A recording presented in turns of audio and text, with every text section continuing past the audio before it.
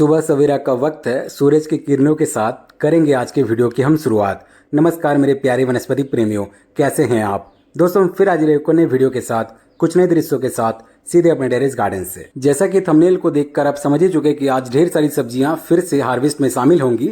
झिंगली, करेले, ये सारी बेल वाली सब्जियां तो शामिल है ही। इसके अलावा गवार की फलियां, इक्के दुक्के भिंडी, बैगन, नींबू, कुछ मिर्चियां और साथ ही साथ पम्पकिन के फ्लावर्स, साग वगैरह तो है ही। लेकिन किंतु परंतु बंधु, सबसे पहले आज हम बात करेंगे लौकी की।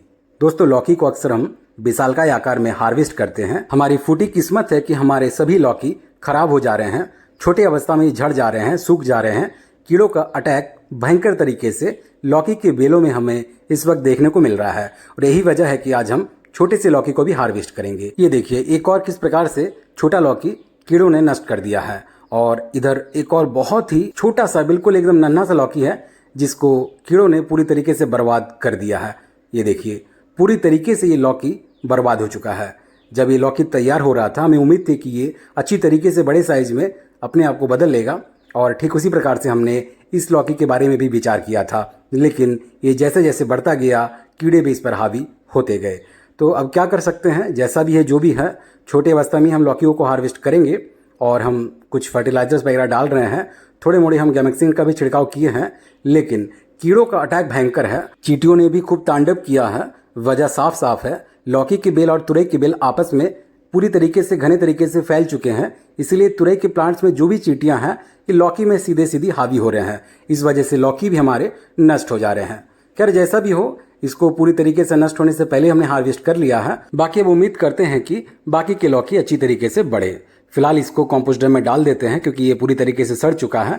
और बाकी दो छोटे छोटे जो लौकी मिले हैं, एक तो बेहद छोटा है और दूसरा ठीक ठाक साइज का है। खैर चलिए, अब इनको जगाते हैं। ये देखिए किस प्रकार से लाट साहिब की तरह लेटा पड़ा है।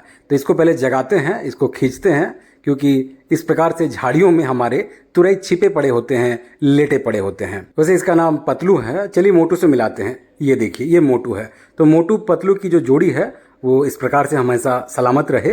और हमारे टेरेस गार्डन के तुरई का कुछ ऐसा ही हाल है, मोटू पतलू जैसा ही सीन है। समय से हार्वेस्ट किया तो पतलू, देरी किया तो मोटू। देरी अगर एक दिन की भी देरी हो जाए तो भी वो मोटे हो जाते हैं, बूढ़े हो जाते हैं और खाने में बेस्वाद लगते हैं। लेकिन सब कुछ आपके हाथ में नहीं होता है। कुछ पत्तों के पीछे छिप जाते हैं, नजर नहीं आते हैं और एकदम से जब नजर आते हैं तब तक वो हार्वेस्ट के समय को भी पार कर गए होते हैं, जैसे कि ये वाला। खैर, हमने पूरी तरीके से हार्वेस्ट कर लिया है और परिणाम आपके आंखों के सामने है। देख सकते हैं, छत के ऊपर अगर आपको इस प्रकार से तुरई मिल जाए तो उससे अद्भुत और क्या हो सकता है। दो लौकी हमने बेशक हार्वेस्ट किया है जो छोटे छोटे साइज के हैं, लेकिन उम्मीद है कि आने वाले वक्त में हम और भी जबरदस्त तरीके से लौकी की हार्वेस्टिंग करेंगे। फिलहाल अब करेले की बारी है। तो 4 करेले तैयार है, चारों को हार्वेस्ट करेंगे और कुछ छोटे छोटे उनको बढ़ने देंगे। दोस्तों, करेले के नए नए पौधों को हम तैयार भी कर रहे हैं। कुछ बड़े बड़े बेल भी तैयार होने लगे हैं। तो उम्मीद है कि सभी करेले के बेल में आने वाले दिनों में भर भर के हमें करेले मिलेंगे। ये देख सकते हैं 4 करेले हैं जो बिल्कुल ऑर्गेनिक पद्धति से हमने तैयार किया है। तो करेले के बेल कुछ अभी बढ़ भी रहे हैं। तो अलग अलग समय अंतराल पर हमने इस प्रकार से करेले को लगाया था। कुछ बड़े हो रहे हैं, कुछ मध्य अवस्था के हैं और कुछ तो हमें फ्रूटिंग देना भी चालू कर चुके हैं। तो उम्मीद है कि आने वाले वक्त में हम करेले को भी तुरई की तरह ही प्राप्त करेंगे। अभी 4 हैं, आगे शायद 40 भी मिल जाए और हो सकता है कि कभी हमें 400 भी मिल जाए, एक दिन में नहीं बल्कि जोड़ जोड़ के। तो इस दुखी आत्मा को भी हार्वेस्ट कर लेते हैं। ये बेचारा गम में है क्योंकि ये अकेला बैगन है। तो हमने एक बैगन जो तैयार था उसको हार्वेस्ट कर लिया है। अभी कुछ छोटे छोटे हैं और हम बैगन के नए नए पौधों को भी लगा रहे हैं। दोस्तों, आज हमारा एक नींबू इस प्रकार से नीचे गिरा हुआ मिल चुका है। ये देखिए, इस प्रकार से हमें नींबू कई बार नीचे मुर्गी के अंडे की तरह सुबह सुबह मिल जाया करता है। जैसे मुर्गी जब आप पालते हैं तो आपको अंडे कैसे मिल जाते हैं, ठीक उसी प्रकार से हमें नींबू मिल जाया करता है। तो नींबू को हम अक्सर अपने मास्टर हार्वेस्ट में शामिल भले ही ना करते हो, लेकिन रोजाना हम नींबू को प्राप्त करते रहते हैं। 3 भिंडियां हमें तैयार दिखी है, तीनों को हमने हार्वेस्ट कर लिया है। आपको तो मालूम ही है कि भिंडियों ने इस साल हमें बहुत निराश किया है। फिर भी हम नए नए भिंडी के पौधों को तैयार कर रहे हैं और उम्मीद है कि इन पौधों से हम इस बरसात भर भर के भिंडियों की हार्वेस्टिंग करेंगे। ये पुराने वाले भिंडियों से हमने 3 भिंडी तोड़े हैं और इसको हमने इस प्रकार से सजा लिया है। बीज को हमने खाली छोड़ा है क्योंकि अब हम तोड़ेंगे और अन्य वनस्पतियों को, जिनमें शामिल है गवार की फलियां उर्फ कॉम्प्लान बॉय। जी हाँ दोस्तों, इतने लंबे हो चुके हैं मानो ये फर्टिलाइजर नहीं बल्कि कॉम्प्लान पी के लंबे होते जा रहे हैं। तो तोड़ेंगे सभी को। इसके अलावा छत की दीवार पर मिर्चियां मौजूद है, हरी मिर्च, लाल मिर्च, यत्र तत्र सर्वत्र हर दीवार पर हमारी मिर्चियां तैयार हो रही हैं। मिर्चियों के अलावा इधर और भी कुछ गवार की फलियां हैं और तो और हम आज पाट के सागों को भी अपने अंदाज में हार्वेस्ट करेंगे, बोले तो चुटकी बजाकर, क्योंकि ढेर सारी वनस्पतियां अभी भी बची हैं और वक्त बहुत ही कम है। तो अब किंतु परंतु ना करके अपना वो चुटकी बजाते हैं कुछ यूं। ये देखिए, चुटकियों में हमने पाट के सागों को चुन चुन के हार्वेस्ट कर लिया है और साथ ही साथ गवार की फलियां, छत के दीवारों से हमने मिर्चियों को भी हार्वेस्ट कर लिया है और सीधे इसमें धर दिया है। देख सकते हैं कुछ ही क्लस्टर के बीन्स हैं, कुछ ही मिर्चियां हैं, नींबू हमारा पहले से मौजूद था और इधर हमने पाट के सागों को यानी कि जूट लीव्स जिसे पटुआ के साग कहा जाता है, तो हमने इस प्रकार से 2 ट्रे में आज के हार्वेस्ट को संपन्न नहीं किया है। अभी भी कुछ बचा है।